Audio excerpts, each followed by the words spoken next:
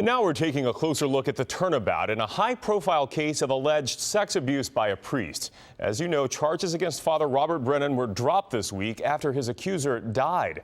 The 26-year-old former altar boy died of a drug overdose last week. Now, District Attorney Seth Williams dropped the charges against Brennan, who you see in the photo on the left there, on Wednesday. And that action sparked a lot of controversy. So a lot of people asking, is there any way the trial could have still gone forward after the alleged victim's death? Defense attorney Enrique Latoison joins us now. He's live in our Digital Operations Center. Enrique, how about it? Could this trial still have taken place?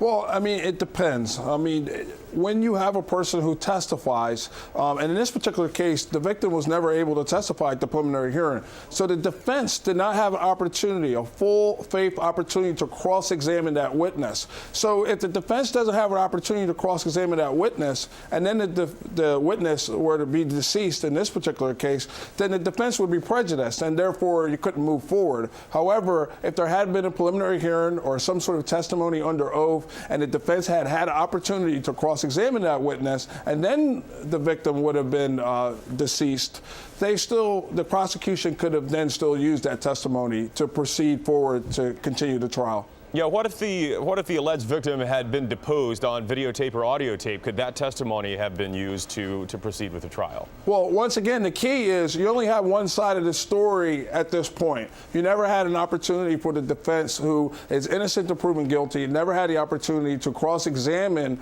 that witness. So until you have the opportunity to cross-examine that witness under oath, you cannot then take that testimony after the person is deceased and use that to prosecute in this case. Now, had it occurred after the preliminary hearing, had the victim died, then they could have used that testimony at trial. And you know, this whole Father Brennan story has raised a lot of questions about statute of limitations. He has been accused over the years of inappropriately touching or molesting more than 20 boys when he was involved in the Catholic churches in the Philadelphia area.